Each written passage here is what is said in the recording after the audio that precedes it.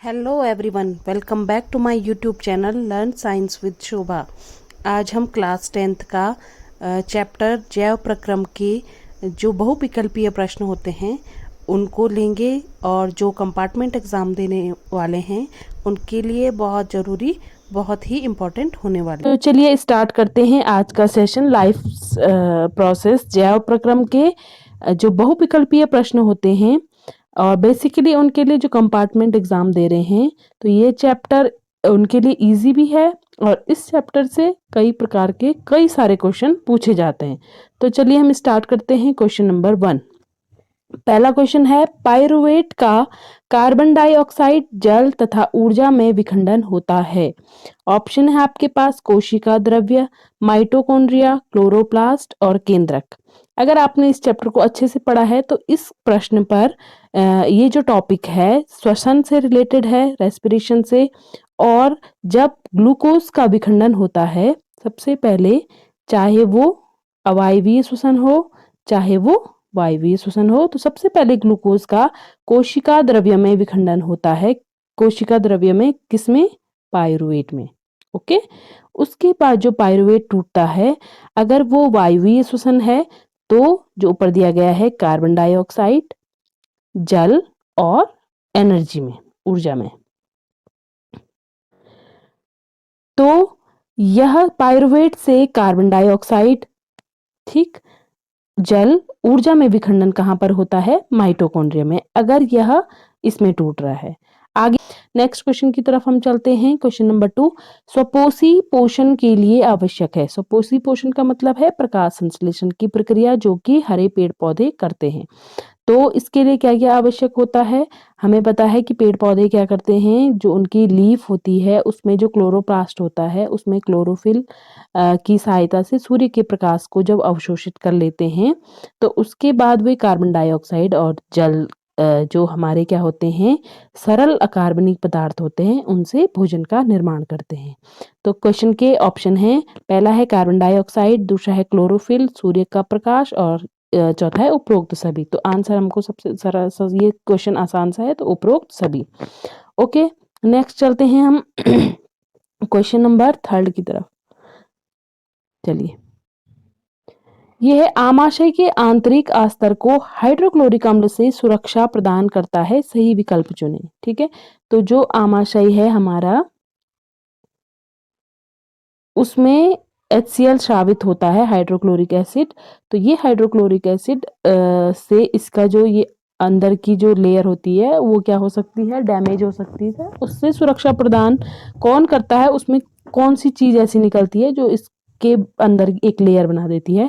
तो ऑप्शन है, ए है पैप्सिन, दूसरा है श्लेष्मा, तीसरा है लार एमाइलेज, चौथा है पित्तरस।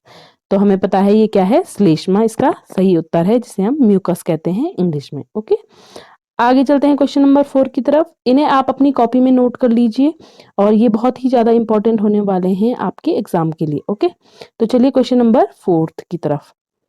ये भी आसान सा क्वेश्चन है। इसमें हमने क्या करना है, जो हमारा पाचन तंत्र है उसमें ऊपर से सीक्वेंस से लेते हुए कौन सा क्रम सही है उसे हमें टिक करना है। ठीक, तो ये दिया है मुंह, मुंह के बाद आमाशय, आमाशय के बाद क्षुद्रांत, उसके बाद ग्रासनली या बृहदांत। तो नहीं, क्योंकि ग्रासनली पहले आती है। तो हमें पता है कौन सा ऑप्शन सही होगा, मुंह, ग्रासनली, आमाशय, बृहदांत, क्षुद्रांत। ये भी नहीं, क्योंकि क्षुद्रांत पहले आती है, बृहदांत। क्षुद्रांत का मतलब है छोटी आंत, बृहदांत का मतलब है बड़ी आंत। तो इसके बाद है मुंह, आमाशय, ग्रासनली, क्षुद्रांत, बृहदांत। चौथा है मुंह, ग्रासनली, आमाशय, क्षुद्रांत और बृहदांत। तो कौन सा ऑप्शन सही लग रहा है आपको? मुंह, मुंह के बाद आता है ग्रासनली, ग्रासनली के बाद आता है आमाशय, आमाशय के बाद छोटी आंत, छोटी आंत के बाद बड़ी आंत। तो option number D is correct. Okay, तो चलिए नेक्स्ट क्वेश्चन की तरफ चलते हैं। क्वेश्चन नंबर 5, पादपों में जाइलम उत्तरदायी है। ओके, तो जाइलम का कार्य होता है, जाइलम का काम क्या होता है? कि जो रूट्स होती हैं वो सॉइल से क्या करती हैं, जल और खनिज लवण को अवशोषित करती हैं, उसको पूरे पत्तियों तक पहुंचाती हैं, पूरे पौधे के संपूर्ण भाग तक पहुंचाती हैं। तो ऑप्शन है जल का परिवहन, अमीनो अम्ल का परिवहन, भोजन का परिवहन, ऑक्सीजन का वहन। तो option number A is correct. अगर यहाँ पर फ्लोएम होता है तो फ्लोएम का कार्य होता है भोजन का परिवहन। यहाँ पर जाइलम आया है तो जाइलम का काम होता है जल का परिवहन। तो चलिए नेक्स्ट क्वेश्चन की तरफ चलते हैं, question number 6। Okay, question number 6 is मानव में वृक्क किस कार्य प्रणाली का भाग है? वृक्क मतलब किडनी। तो मानव में जो किडनी होती हैं वो कौन से तंत्र का भाग है? तो यहाँ पर ऑप्शन दिए गए हैं पोषण, श्वसन, उत्सर्जन या परिसंचरण। तो राइट आंसर कौन सा होगा आपका? एक्सक्रीशन, जिसे कहते हैं उत्सर्जन। ठीक है, तो वृक्क क्या करते हैं, वृक्क के जो इकाई होती है वो नेफ्रॉन, वो क्या करते हैं कि जो हमारे शरीर के नाइट्रोजनी वर्ज्य पदार्थ होते हैं उनको शरीर से बाहर करने का कार्य करते हैं। तो पूरा एक सिस्टम जिसे हम एक्सक्रीटरी सिस्टम कहते हैं, उत्सर्जन तंत्र, उसके अंतर्गत यह किडनी जो मेन पार्ट है हमारे उत्सर्जन तंत्र का वो आता है। ठीक है, आगे चलते हैं क्वेश्चन नंबर 7 की तरफ। क्वेश्चन नंबर 7 है निम्न में से, जो अभी मैंने कहा था, निम्न में से कौन उत्सर्जन तंत्र की संरचनात्मक एवं क्रियात्मक इकाई है?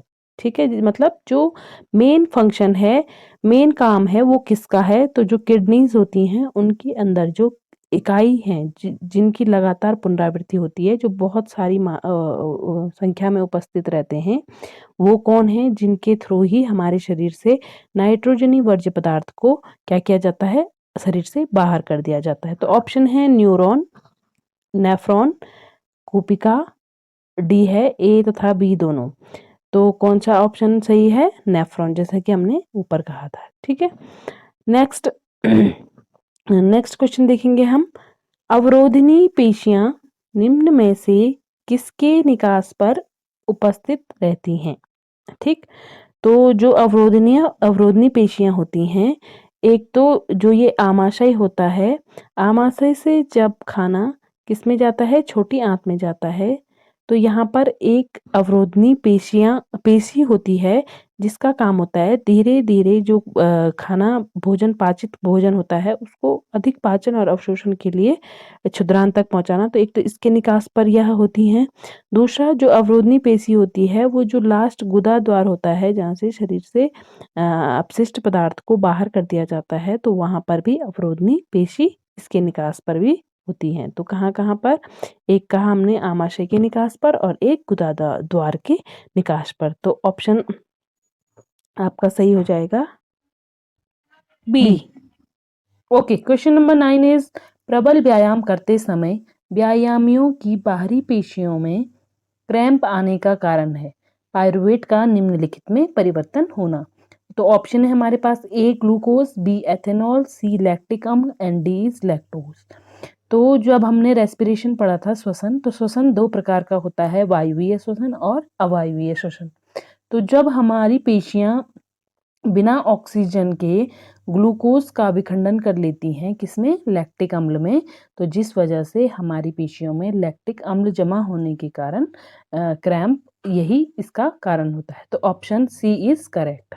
ओके, तो चलिए नेक्स्ट क्वेश्चन चलते हैं, क्वेश्चन नंबर 10। निम्न रेखा चित्र में एक्स, वाई तथा जेड की पहचान कीजिए। ओके, यहाँ पर लिखा है कार्बोहाइड्रेट, ये यहाँ पर लिखा है कार्बोहाइड्रेट। कार्बोहाइड्रेट का विखंडन हुआ पायरुवेट में। एक साइड लिखा है पायरुवेट का विखंडन हो रहा है कार्बन डाइऑक्साइड, जल तथा ऊर्जा में। दूसरी ओर कार्बन डाइऑक्साइड, एथेनॉल और ऊर्जा में। तो हमने यहाँ पर एक्स, वाई और जेड बताना है। तो यहाँ पर ऑप्शन हमारे दिए गए हैं।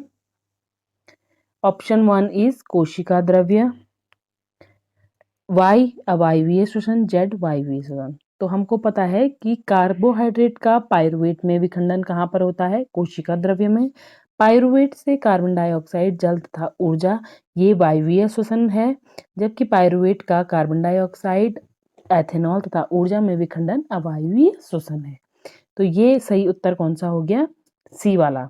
तो एक्स इज कोशिका द्रव्य, जबकि वाई वायवीय श्वसन है और जेड अवायवीय श्वसन है। तो ऑप्शन सी इज करेक्ट।